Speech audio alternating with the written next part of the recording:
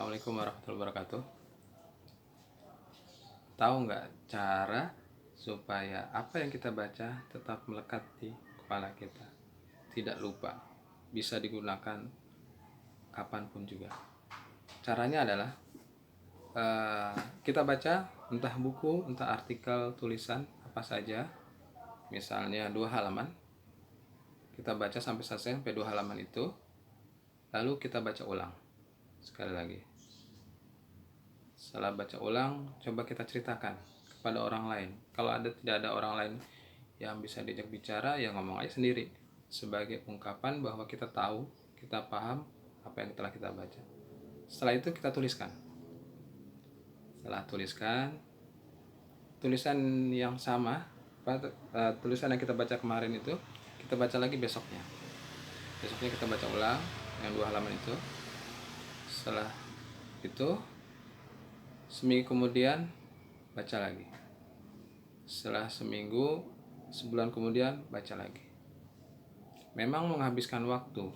Memang untuk menamatkan buku dengan cara seperti ini memang mungkin akan memakan waktu yang lebih lama dari ketimbang membaca tidak memakai cara ini. Tapi dengan adanya pengulangan, mulai dari sekali lagi membaca, setelah berhasil dibaca, tuliskan, ceritakan, baca lagi seminggu kemudian, baca lagi sebulan kemudian, informasi yang ada akan tetap melekat di kepala kita. Oke, itu sedikit tips sebelum kita masuk ke pembahasan kita. Pembahasan kita ini kali ini adalah tentang novel The Almighty. The Almighty ini adalah novel terjemahan karya Irving Wallace, judul terjemahan Keserakahan. Ini bercerita tentang surat kabar yang berusaha mengalahkan pesaingnya. Surat kabar New York Record adalah warisan dari Ezra Amstead kepada Edward Amstead. Edward Amstead berpikir keras bagaimana agar New York Records dapat mengalahkan oplahnya New York Times. Hingga pada suatu ketika ada berita tentang Saminger, narapidana yang akan dihukum mati. Edward mengirim Victoria untuk mewawancarai narapidana yang tinggal di sel Saminger, yang sebelumnya tinggal di selnya Saminger.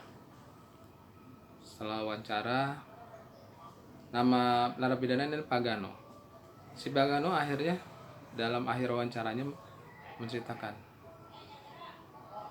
sebenarnya saya bisa membebaskan Saminger sehingga dia tidak dihukum mati. Karena saya tahu di bawah di bawah sel Saminger itu ada sub basement. Di sub basement itu ada terowongan yang nembus ke luar penjara, dinding penjara.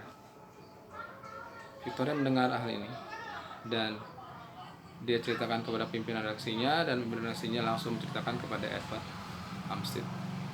Akhirnya dirancang oleh Edward. Victoria dikirim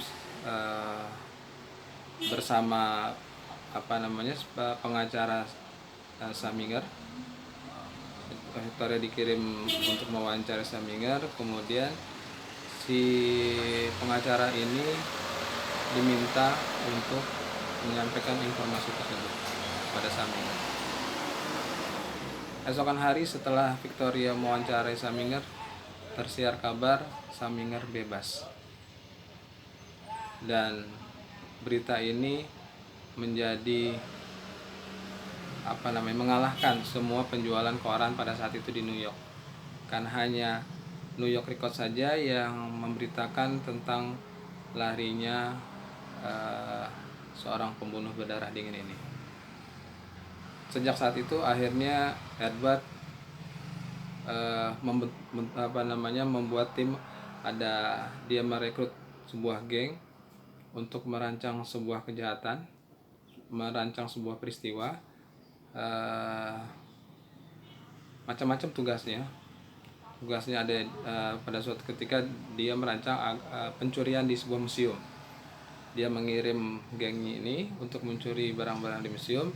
Di satu sisi dia mengirimkan wartawannya untuk meliput kejadian ini. Kenapa? Karena dia yang merancang, dia pula yang pertama kali mendapatkan berita ini tentunya. Kembali, berita tentang pencurian di museum mengalahkan penjualan koran di New York pada saat itu.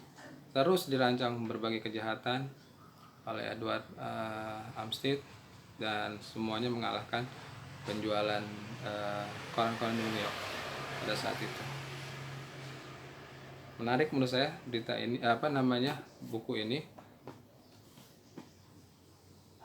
Menurut saya waktu itu pas saya pertama baca ada suatu hal yang baru. Sebabnya di dalam dunia sekarang bukan suatu hal yang aneh merancang suatu kejadian peristiwa untuk kepentingan ekonomi. Mungkin teman-teman pernah baca bagaimana industri persenjataan di dunia merancang membuat sebuah peperangan, merancang terjadinya peperangan atau memperpanjang suatu peperangan agar industri persenjataan ini laku. Mirip sekali dengan cerita ini. Itu aja. Semoga ada manfaatnya. Assalamualaikum warahmatullahi wabarakatuh.